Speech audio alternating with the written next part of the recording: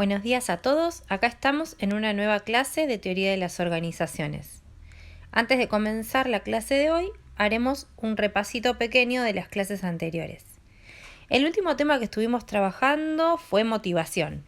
En realidad, lo que vimos específicamente de la motivación es qué incentiva a los trabajadores dentro de las organizaciones para colaborar con la mayor eficiencia y productividad de ellos. Es decir, hay estudiosos que se dedicaron a estudiar el comportamiento de los trabajadores y se dieron cuenta que hay un montón de acciones desde los jefes y las autoridades que pueden beneficiar a que el trabajador trabaje más entusiasmado, con más ánimo, con más ganas y pueda alcanzar con mayor eficiencia los objetivos de la organización. Entonces decimos que motivar es iniciar acciones que generen un estímulo en otros para que despierte el impulso de actuar, es decir, los empuje a accionar en pos de encontrar el objetivo que desean alcanzar. Bueno, cuando hablamos de los autores que fueron creando las distintas teorías, mencionamos hasta ahora 3. Hablamos de Maslow, que es quien decía que los individuos actúan para satisfacer sus necesidades, es decir, lo que los impulsa, lo que los motiva a actuar, a trabajar fundamentalmente, es la necesidad que tienen de satisfacer algunas carencias. Y lo que menciona Maslow es que las necesidades se ordenan de una manera jerárquica, es decir, hay necesidades que son básicas y fundamentales y hay otras que son del nivel superior. ¿Qué pasa con esto de la pirámide? Representa a la correlatividad de las necesidades de tal manera que si no se cubren las necesidades básicas, el individuo no puede pensar en satisfacer necesidades superiores. Es decir, un individuo no puede pensar en crecer profesionalmente si tiene necesidades fisiológicas insatisfechas, como por ejemplo la alimentación, una vivienda digna. Entonces, lo que Maslow dice es que las necesidades vienen ordenadas de manera jerárquica y el individuo las va satisfaciendo de manera ordenada, de manera escalonada. Bueno, Herzberg lo que dice es, está de acuerdo con las necesidades, pero él considera que algunas necesidades son motivadoras y otras no, que hay necesidades que solamente son cubiertas para quitar esa carencia que el individuo tiene, en cambio hay otras que sí motivan al individuo. Entonces él no habla de necesidades, sino que habla de factores. Y él menciona los factores de higiene, que son aquellos que el individuo necesita para cubrir una carencia, pero que no le provocan satisfacción. Y habla de factores motivacionales, que son los que verdaderamente impulsan al individuo a actuar, lo motivan, lo incentivan y lo estimulan.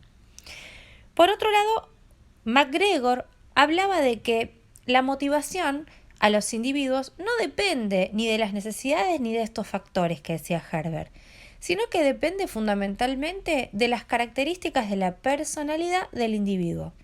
Él decía que hay individuos que tienen un determinado perfil al cual los motivan algunas cosas y otros individuos con otro perfil diferente de personalidades al cual los va a motivar o a estimular otro tipo de cuestiones.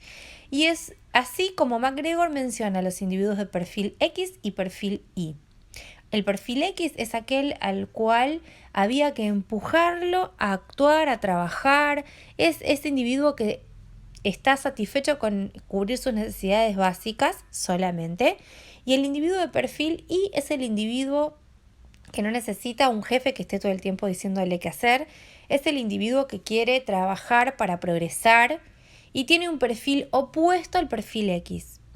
Bueno, en la clase de hoy vamos a conocer 3 pensadores nuevos que tienen distintas ideas sobre qué motiva al individuo.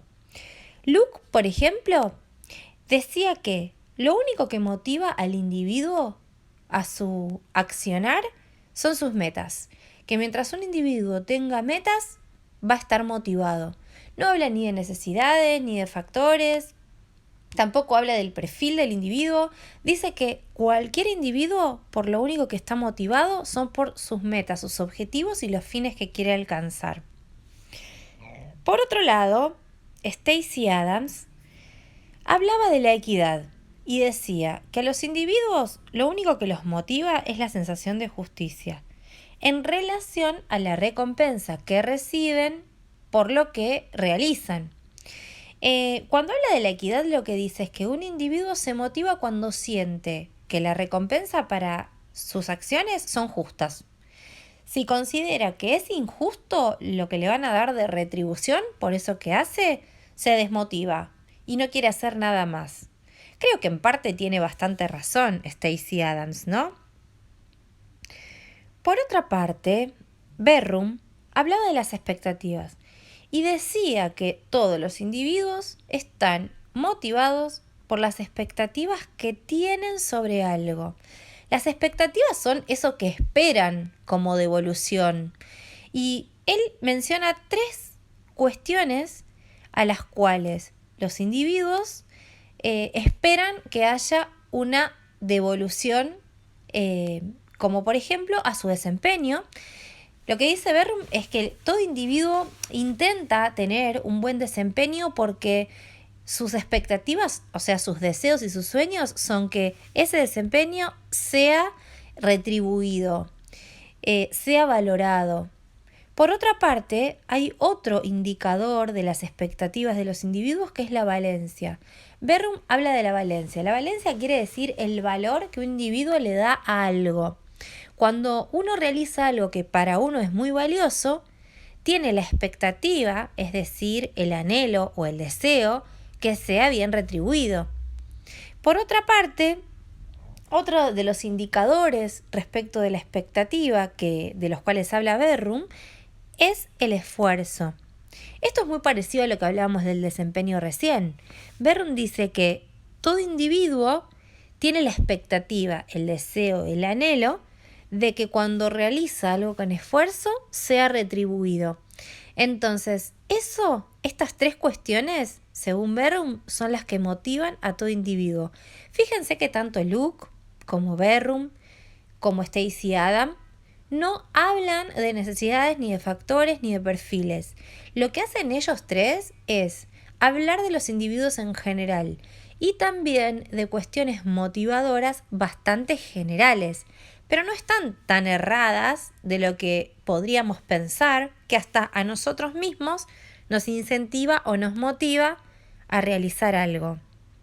Bueno, los dejo con el material teórico, con las actividades para realizar y cualquier inquietud se comunican conmigo por plataforma. De esta manera igual damos por cerrado y por finalizado el tema de las teorías motivacionales, que lo vimos de manera bastante superficial, pero ustedes lo van a ampliar el próximo año cuando tengan gestión organizacional y vayan a estudiar cada una de estas teorías con las particularidades que tienen cada una de las organizaciones. Así que con esto también cerramos la unidad número 2.